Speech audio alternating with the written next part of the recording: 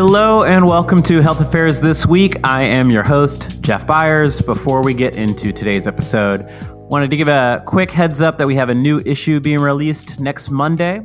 One of its core themes is on pharmaceuticals in the realm of cost, spending, and payments associated with drugs, which is a great time to remind listeners that Health Affairs Insider members get exclusive access to a newsletter from Stacy Doucette-Zena on drug costs and pricing. Become an insider today and make sure you catch her insights into the subject.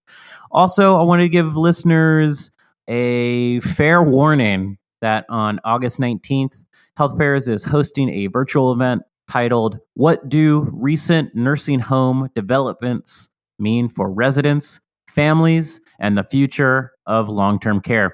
The event is part of our Age-Friendly Health series in partnership with the John A. Hartford Foundation and will highlight the latest developments and policy implications for nursing homes in the wake of the COVID-19 pandemic. Here today to talk about the state of maternal health and healthcare, Marianne Amoss is back on the program. Marianne, welcome back. Hey, thanks, Jeff. Good to be here.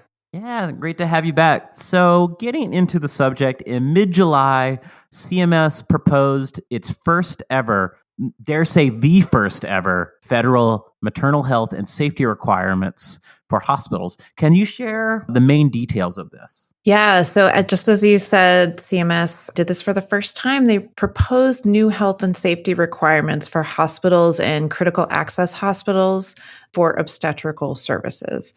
This is part of the Biden administration's efforts to reduce the U.S.'s dismally high rates of maternal mortality. And I think we'll talk a little bit more about that later in the podcast. But I wanted to share just a few of the key aims of these new requirements. So the first one is that hospitals will need to set baseline standards for the organization, staffing, and delivery of care within obstetrical units. Something I want to note here is that CMS isn't dictating what these standards should be, but says that hospitals have some leeway to adhere to their choice of existing standards, but they have to be evidence-based and nationally recognized. Thanks, Marianne. So what are we talking about when we talk about the delivery of care? Yeah, so CMS proposes that obstetrical units should have supplies and equipment at the ready for situations like obstetric emergencies and for post-delivery care. And this is stuff like basic resuscitation equipment, cardiac monitors, fetal Dopplers, like that kind of thing. That's number one. I'll go over three other key aims just quickly. So the second one is hospitals would need to ensure emergency services readiness. That includes establishing protocols for meeting the emergency needs of patients, training personnel on these protocols, and maintaining supplies and products needed to provide these services. The third key aim, establish transfer policies and procedures for obstetrical patients to make sure patients are transferred promptly and without undue delay, and train staff on those policies and procedures. And the fourth one is to develop annual staff training on evidence-based maternal health practices and protocols. So earlier when I introduced these proposed requirements, I said that they were really trying to set baseline standards. And I think that's the important thing to keep in mind here. In a CMS press release, HHS Secretary Javier Becerra said the requirements are meant to, quote, improve maternal health by strengthening the care new moms and their babies receive at our nation's hospitals. And correct me if my interpretation is wrong, but so they're trying to establish baseline standards, but they're also trying to give flexibility for the hospitals to determine those baseline standards. Is that what I'm hearing? Yeah, but I think it's also important to remember that hospitals have this leeway to choose these standards or to put standards together from a variety of different sources. But those sources have to be evidence-based and nationally recognized. So it's not just hospitals can't sort of, have too much leeway here. They're really looking, I think the point of this is to really try to standardize across the board the standards of care in maternal health in the country's hospitals. Yeah. And if you have ever tried to standardize anything across a group of individuals, you know how hard that might be. So good luck to them with that. And with that in mind, it's hard to get people to do things sometimes. So what are some of the measures that CMS is trying to use to ensure that hospitals actually go through with determining these standards? Yeah, so I think this is sort of the interesting thing here. You mentioned that this is the first time that CMS is doing something like this. And so, just to take a quick step back, CMS has the authority to set health and safety standards for Medicare and Medicaid providers and suppliers, and that includes hospitals. So these standards are called conditions of participation, and that's conditions of participating in Medicare and Medicaid, and they're really meant to ensure quality within those programs and to protect the health and safety of program beneficiaries. So here, with these proposed requirements, failure to comply with those new requirements, in other words, failing to meet these new conditions of participation, can result in a hospital effectively being kicked out of the Medicare program. And obviously, that's pretty serious. So thanks, Marianne. When I hear the word requirements, part of me also immediately thinks of processes and administration, which some people might call burdensome. Some people might look forward to standards and processes. So what has the reaction been to these proposed requirements that you've seen? Yeah, I think you're exactly right. There are some people who support it and some people who don't. For one thing, CMS estimates that these proposed requirements could add new annual expenses of over $70,000 to each hospital. That sounds like a lot. It might not necessarily be a lot for some large hospitals, but it is, an additional expense. And some other people and organizations are concerned that the new requirements, plus these added expenses, could put additional pressure on hospitals at this time when they're already under huge amounts of stress.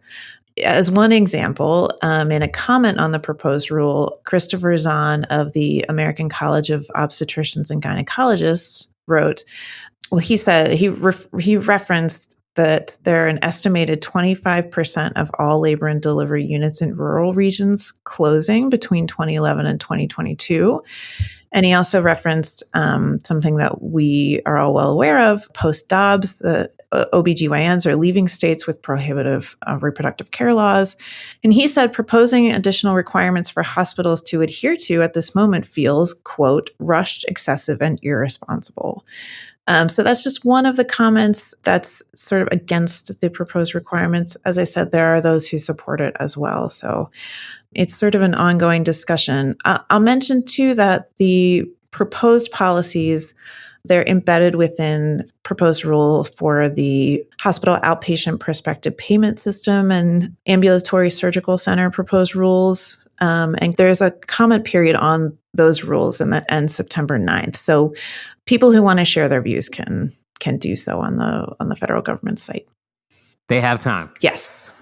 Well, fantastic. So we've set the scene, but you mentioned the dismal state of maternal health in the U.S. So we haven't really given the stakes too much. Can you give us a little bit of an overview of what that status of maternal health in the U.S. actually is? Yeah, I use the word dismal to describe it in my first comment. So the latest numbers from the Centers for Disease Control and Prevention from 2022 show that there were about 22 maternal deaths for every 100,000 live births in the U.S. This is way higher than other high-income countries. I'll point out, too, that nearly 2 out of 3 maternal deaths happen up to 42 days after birth, when U.S. women are unlikely to have home visits and guaranteed pay leave. I'll mention here, too, that the U.S. is the only high-income country in the world where there is no federally mandated paid leave policy. Further, the maternal mortality rate for Black women is more than twice that of white women. And sort of maybe one of the most discouraging statistics here is that more than 80% of pregnancy-related deaths are considered preventable. Now, I do want to just add, there's been some discussion about how accurate our measurement of maternal mortality is. There was a study in the April 2024 issue of the American Journal of Obstetrics and Gynecology that said the rate might be much lower, around 10 deaths per 100,000 births, because of a misclassification of deaths. Now, CDC has acknowledged that there is this issue of misclassification and has made some changes to their methods for calculating maternal deaths. CDC has also said they disagree with the findings of that paper in the journal. And researchers have expressed concern that this paper might take away some of the urgency around the maternal health crisis. And some have also pointed out that the racial disparities in maternal death are not in question and that they really deserve our continued attention. Thanks for sharing that. A lot to unpack there through multiple different lenses, which we won't be able to get into today, but the stats definitely share a story.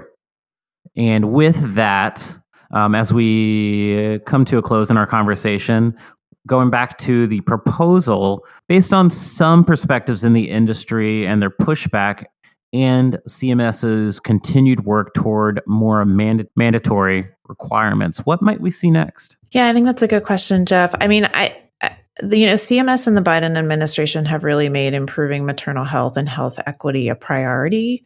For example, the White House blueprint for addressing the maternal health crisis was released in 2011, and it describes this kind of whole of government approach to improving maternal health. And there have been some notable developments in this area. For example, the extension of Medicaid benefits to new mothers for 12 months in most states, just as one example. So I think it's fair to say that this latest move by CMS to try to really tackle maternal mortality is rooted in a concerted effort on the part of the administration to do something about this problem. And I'm sure we will see more action on this front. And again, I just want to mention that there's this comment period on this rule in particular. So people who want to share their views can make them known. And I know that public comment is part of the decision-making process for CMS. So I know those comments do get heard and considered. Well, great. Thanks for joining the program today and sharing all that information. To you, the listener, if you enjoyed this episode, please share it with the hospital administrator in your life, of which I'm sure there are many, and recommend it to a friend. And subscribe to Health Affairs This Week wherever you stream your favorite podcasts. Thanks, Marianne. Thanks, Jeff. Bye.